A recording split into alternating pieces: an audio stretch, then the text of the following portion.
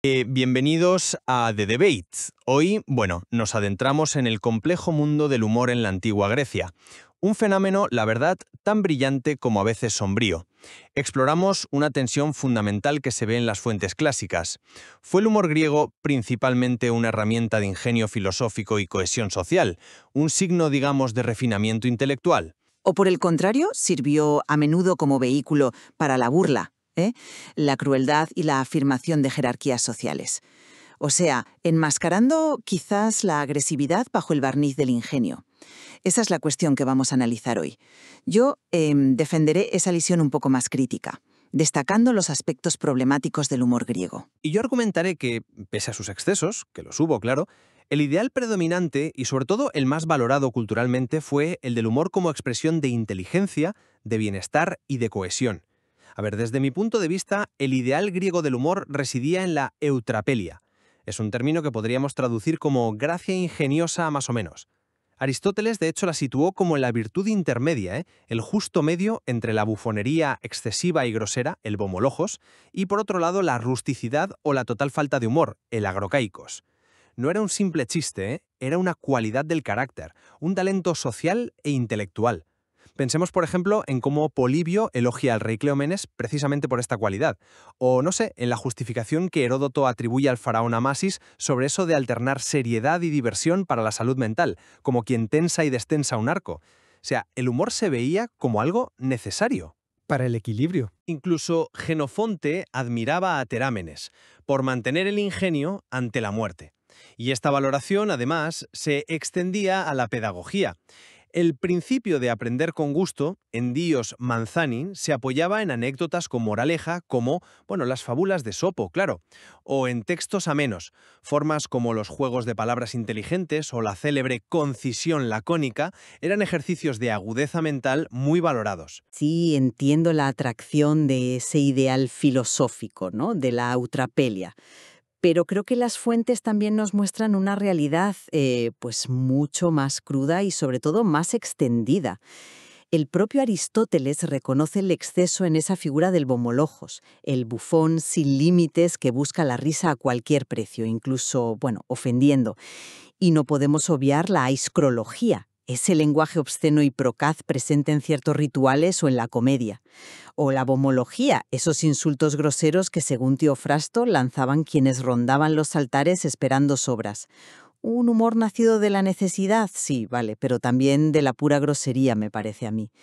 Más allá de estos tipos, abundan ejemplos de burla basada en estereotipos crueles o defectos físicos. La colección de chistes conocida como filogelos, aunque sea tardía, recoge tradiciones donde se ridiculiza sistemáticamente a ciertos grupos, como a los habitantes de Abdera, presentados como el epítome de la estupidez.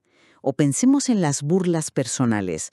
Cratino llamando a Péricles cabeza de cebolla marina por la forma de su cráneo, o el origen discutido del nombre de Platón, ¿no?, asociado a su anchura de espaldas.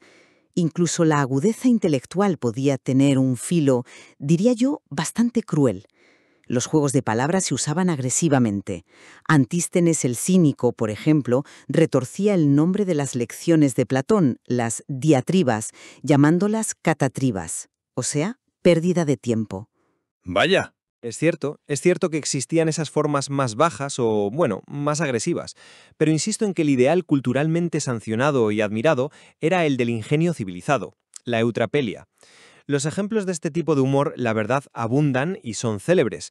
La respuesta de Leónidas a Jerjes, por ejemplo, cuando éste le advirtió de que sus flechas cubrirían el sol, mejor, así lucharemos a la sombra. Es la cumbre de la concisión valiente e ingeniosa, el laconismo en estado puro, vamos. O pensemos en la existencia de bufones profesionales, los gelotopoioi, como aquel Filipo que aparece en el banquete de Jenofonte. Eran personajes aceptados socialmente hasta el punto de que se dice que Filipo de Macedonia compraba libros de chistes.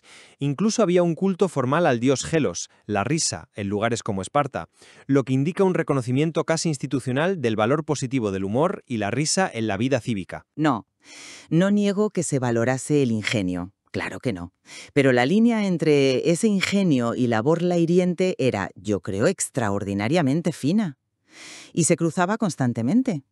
La propia literatura nos da el término conducta tersítica, ¿no? Refiriéndose a Tersites en la Ilíada, para describir la burla insolente y desmedida contra los superiores. Esto indica que era un comportamiento reconocible y, bueno, socialmente problemático. Los ejemplos que mencioné antes de burla sobre el físico o el origen no eran anécdotas aisladas, ¿eh? Reflejan una práctica común de usar el humor para señalar y ridiculizar al diferente. Y volviendo a la bomología, esos insultos en los altares, aunque estuvieran ligados a la pobreza, eran una forma de humor público basada en la vulgaridad y la agresión verbal. Incluso en el Olimpo. Los dioses, supuestos modelos de perfección, se reían cruelmente de la cojera de Festo. Podemos llamar a eso eutrapelia.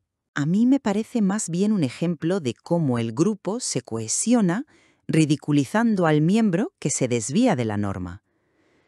La realidad social, me temo, a menudo se imponía sobre el ideal filosófico. Bueno, pero reducir el humor griego a esa dimensión de burla ignora, me parece, la enorme sofisticación intelectual que a menudo demostraba. Tomemos los juegos de palabras, la logopainia.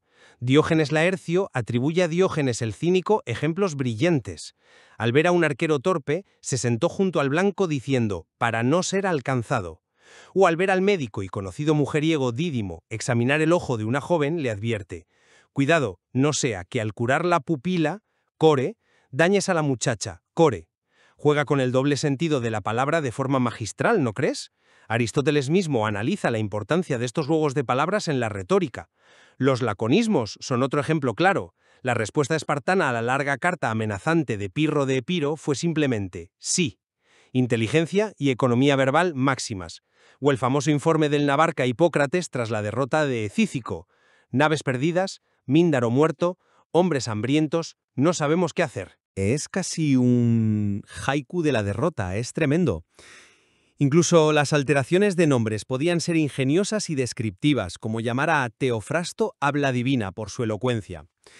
Y los diálogos filosóficos, especialmente en los simposios, son, la cumbre de la fusión entre humor, filosofía y agudeza intelectual. Sí, admito la inteligencia de muchos de esos ejemplos, por supuesto, pero insisto en que esa misma agudeza podía ser, y a menudo era, un arma. Los juegos de palabras de Antístenes contra Platón, que mencioné antes, catatribás en vez de diatribas, pues no eran juegos inocentes, eran ataques personales envueltos en ingenio. Pensemos también en los sofismas, esas paradojas lógicas como el mentiroso de Epiménides o el calvo de Eubúlides. No eran solo pasatiempos intelectuales, eran demostraciones de cómo la lógica podía manipularse, algo con implicaciones muy serias en la retórica política o judicial, claro. El famoso dilema de Protágoras sobre si su alumno Evaflus debía pagarle los honorarios solo si ganaba su primer caso es un ejemplo perfecto, ingenioso, sí, desde luego, pero ilustra cómo retorcer un acuerdo usando la propia lógica en su contra. Y la arrogancia intelectual, además, a menudo se expresaba a través del humor. El desprecio de Antístenes por la supuesta vanidad, tipos, de Platón buscando humo en su vómito, es un ejemplo de humor utilizado para denigrar a un rival intelectual. La inteligencia no siempre estaba al servicio de la civilidad, a menudo servía para afirmar la propia superioridad, me parece. Reconozco que el ingenio podía usarse para atacar, sí, pero no podemos subestimar la enorme función pedagógica y también cohesionadora del humor. Las fábulas de Esopo son el ejemplo paradigmático, ¿no? Historias como la del león viejo que finge estar enfermo para atraer a sus presas, pero la zorra astuta no entra en la cueva porque ve huellas que entran pero ninguna que sale. Bueno, transmiten lecciones de prudencia y sabiduría práctica de forma memorable y entretenida. Cumplían una función educativa fundamental, sobre todo para los más jóvenes. También existían los spudogeloioi, esos escritores que mezclaban reflexión seria y humor, usando este último para hacer más digerible la enseñanza. Y el humor era el vehículo perfecto para encapsular la sabiduría popular en proverbios y máximas concisas, las nomikai o paroimeiai, muchas de las cuales de hecho han sobrevivido. La mano lava a la mano, más vale envidia que piedad, o la famosa con Atenea mueve tú también la mano, que se decía a quien solo rezaba sin actuar. Este uso didáctico y sapiencial me parece una de las facetas más importantes y, bueno, más positivas del humor griego. Sí, pero esa misma capacidad para encapsular ideas de forma memorable también servía para fijar y transmitir estereotipos negativos y para marcar la exclusión. Los chistes del Filogelos que ridiculizan a grupos enteros por su origen geográfico, como los abderitas o los cumanos, o a tipos sociales como el escolásticos, el erudito despistado, son prueba de ello. Usaban el humor para reforzar prejuicios, claramente. Además, el humor era una herramienta frecuente en contextos de confrontación, para menospreciar al adversario o afirmar la superioridad del propio grupo.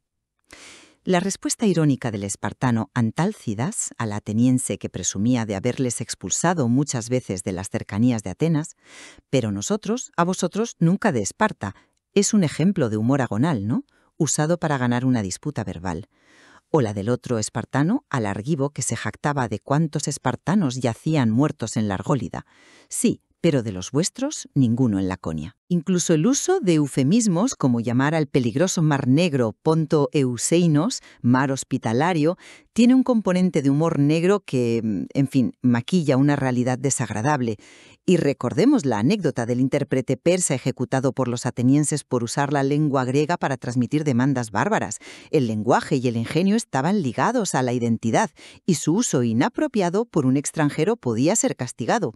O sea que el humor también servía para trazar fronteras y excluir. Es innegable, sí, que el humor, como cualquier herramienta humana poderosa, tenía ese doble filo. Podía usarse para construir y enseñar, claro, pero también para herir y excluir. Sin embargo, si observamos el conjunto de las fuentes, desde la filosofía hasta la literatura y las anécdotas, creo que el ideal culturalmente más valorado, el que se asociaba a la virtud y a la inteligencia, era el de la eutrapelia, el ingenio equilibrado y, en cierto modo, benévolo.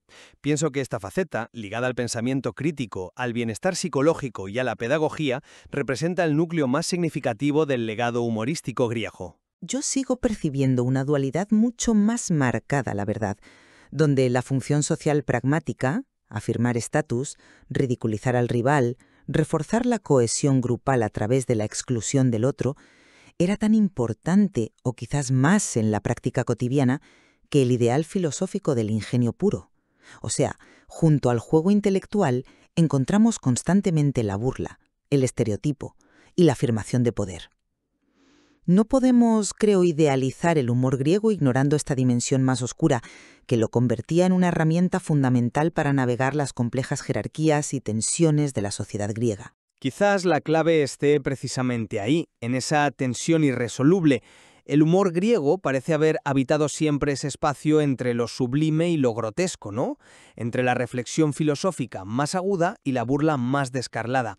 Su omnipresencia en todos los ámbitos, desde los banquetes intelectuales hasta las fiestas populares, sugiere que cumplía simultáneamente muchas funciones. ¿Sí? Estoy de acuerdo. Era un fenómeno extraordinariamente complejo y, bueno, polifacético. Un espejo que reflejaba tanto las más altas aspiraciones intelectuales de los griegos como sus prejuicios y agresiones más básicas. No admite una etiqueta simple, desde luego. Y es precisamente esa complejidad la que lo hace tan fascinante. Considerar estas perspectivas opuestas nos permite apreciar mejor la riqueza de este aspecto de la cultura helénica. Aristóteles o Platón, historiadores como Heródoto o Jenofonte, hasta colecciones como las fábulas de Esopo o el Filogelos, ofrecen material inagotable para seguir explorando. Así que, bueno, invitamos a nuestros oyentes a sumergirse en ellas y formar su propia opinión sobre este diálogo entre ingenio y crueldad en la risa antigua. Gracias por habernos acompañado. Bienvenido.